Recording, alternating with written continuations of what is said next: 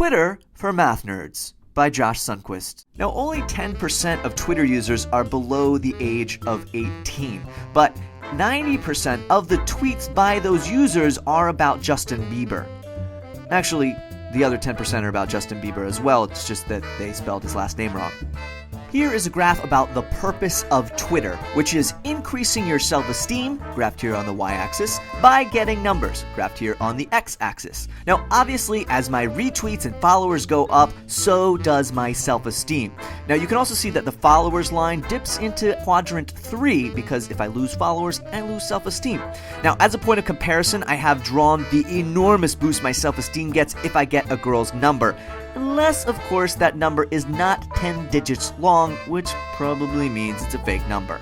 Each year, there are approximately 2,000 beached whales, or as I like to call them, whale fails, around the world. Now, let's compare that to the fail whale on Twitter. That's the screen that comes up when you get a technical error. I see the fail whale about once per week. Times 50 weeks in a year times 100 million users on Twitter is 5 billion fail whales each year. If this graph were drawn to scale, that orange bar there would be 68,000 miles tall. People, that's 1/3 the distance to the moon. Currently, the #1 most followed Twitter user is Lady Gaga with 7.2 million followers, and that number is growing at an astounding 60% per year. Now let's compare that to planet Earth, which has a population of 6.8 billion, and that number is growing at a rate of only 1% per year. Now, using these numbers, we can project that in October of 2025, every person on planet Earth will be following Lady Gaga on Twitter.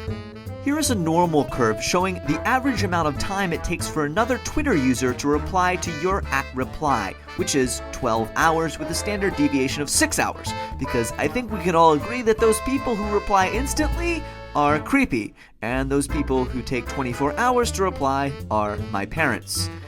Just kidding. My parents don't even know what Twitter is. Here is a Venn diagram comparing who my mom told me I should follow with who Twitter tells me I should follow, which is always a bunch of total strangers, which is the exact opposite of what my mom always told me. In fact, why would you even follow a total stranger on Twitter? Like, they'll even offer to give you free candy if you get into their windowless van. Okay, let's talk about Twitter pickup lines. Let's say you're in a bar, you walk up to a girl, you're like, "Hey, I have blank number of followers on Twitter."